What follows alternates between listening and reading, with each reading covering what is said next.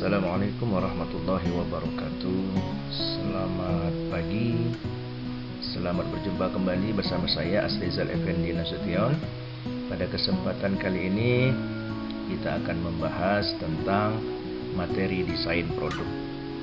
Desain produk bisa berupa perubahan bentuk, perubahan isi, perubahan warna, perubahan kemasan, dan lain sebagainya. Untuk lebih lanjut, simak terus ya sampai dengan selesai, dan jangan lupa subscribe agar bisa menikmati video pembelajaran berikutnya.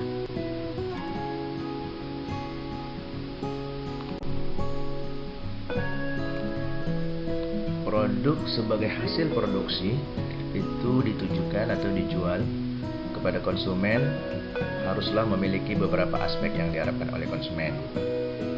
Namun penilaian konsumen terhadap aspek produk itu tidak akan sama antara satu konsumen dengan konsumen lainnya. Sehingga dalam hal ini perusahaan harus mampu mengenali konsumen secara baik supaya dapat mengantarkan produk sesuai dengan keinginan konsumen.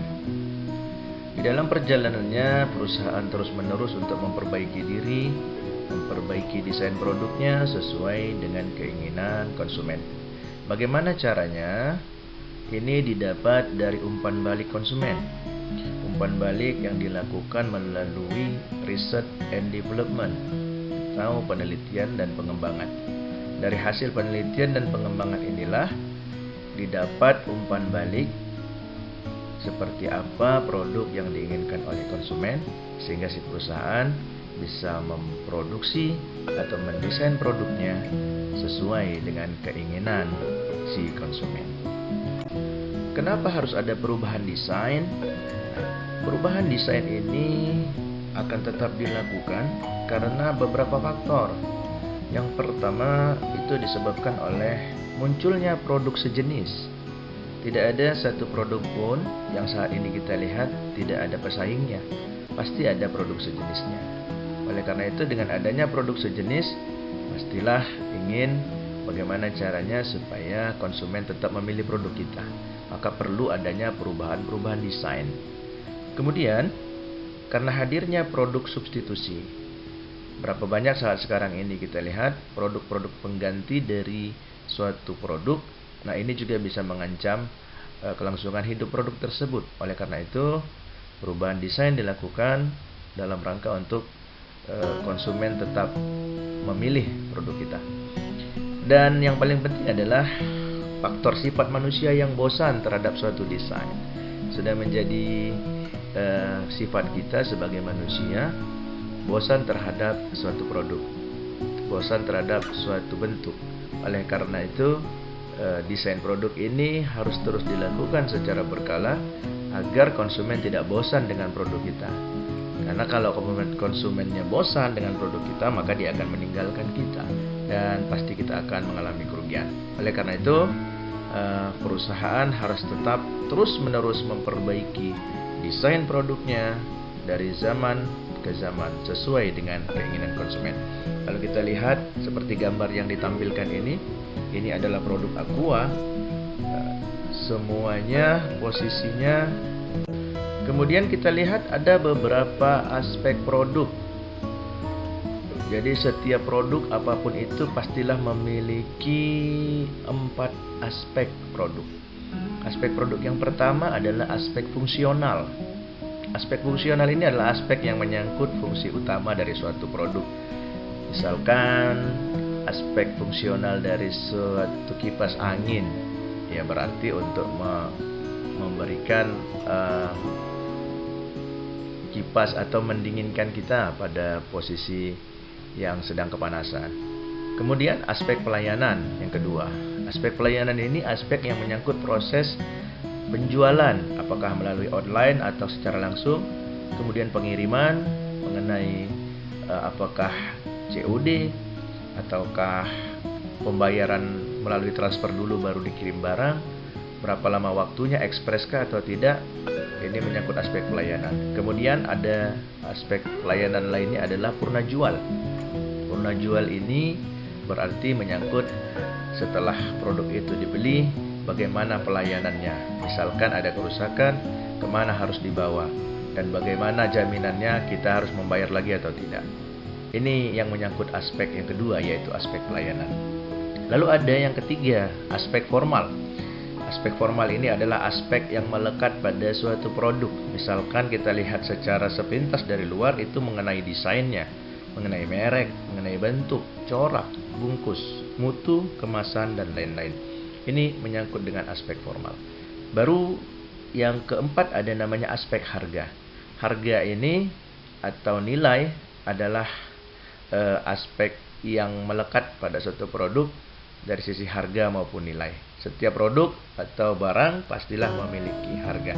4 aspek ini pasti dimiliki oleh suatu produk. Oleh karena itu, di dalam menentukan desain produk harus melihat dari keempat aspek produk ini. Nah, kemudian berikutnya adalah untuk melakukan inovasi atau untuk melakukan desain produk, maka ada beberapa langkah yang bisa dilakukan. Yang pertama bisa dilakukan dengan pengembangan produk. Pengembangan produk ini bisa dilakukan dengan 2 cara. Yang pertama namanya diversifikasi produk, dan yang kedua namanya augment produk. Nah, kita bahas dulu yang pertama, diversifikasi produk. Diversifikasi produk ini adalah upaya untuk memasarkan beberapa produk dengan tipe yang berbeda tetapi masih dalam satu produk. Kita contohkan misalkan produk Toyota. Toyota ini mengeluarkan berbagai jenis tipe mobil, dari mulai harga termurah hingga termahal, dari mulai tipe yang paling kecil hingga yang paling besar. Kita contohkan di sini ada produknya Agya. Agya ini adalah produk Toyota yang bisa dibilang harganya paling murah. Di atas Agya ada Calia. Di atas Calia ada Avanza. Di atas Avanza yang lebih mahal dikit lagi ada Innova. Di atasnya lagi ada Fortuner. Di atasnya lagi ada Alphard.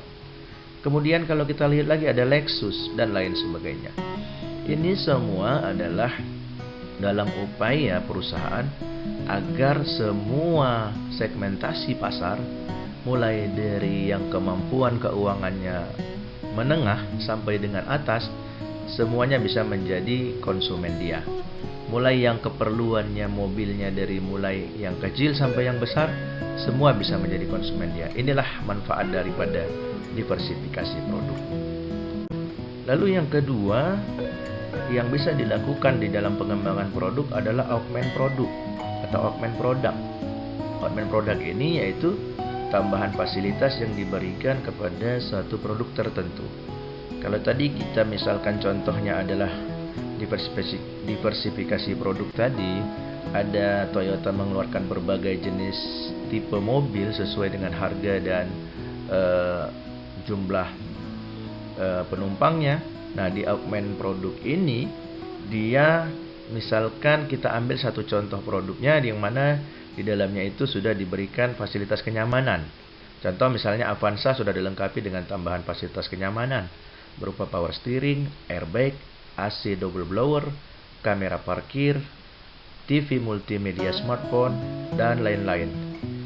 Seperti gambar kita lihat ada juga diberikan fasilitas tambahan berupa rooftop sehingga mobil tadi bisa terlihat lebih terang di dalam dengan adanya rooftop. Nah, fasilitas-fasilitas tambahan yang diberikan oleh perusahaan ini pada suatu produk, itulah yang disebut dengan augment product. Jadi di dalam pengembangan produk bisa 2 cara. Yang pertama diversifikasi produk, yaitu penciptaan produk-produk sejenis dengan tipe yang berbeda, pastinya dengan tingkatan harga dan keperluan yang berbeda pula. Dan kemudian ada augment product. Augment product artinya memberikan tambahan fasilitas kepada satu produk tertentu dalam rangka memberikan kenyamanan kepada konsumen. Nah, inilah yang bisa dilakukan di dalam rangka untuk pengembangan produk agar desain produk bisa berjalan dengan baik.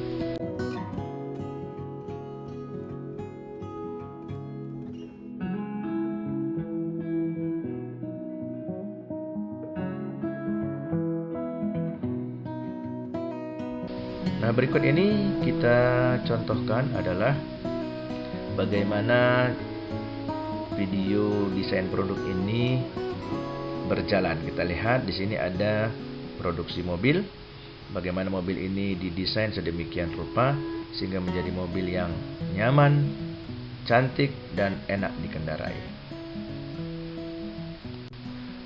Terima kasih. Inilah materi kita seputar desain produk hari ini. Semoga bermanfaat. Jangan lupa untuk subscribe agar dapat menikmati video pembelajaran berikutnya. Terima kasih. Saya Asrizal Effendi Nasution. Assalamualaikum warahmatullahi wabarakatuh.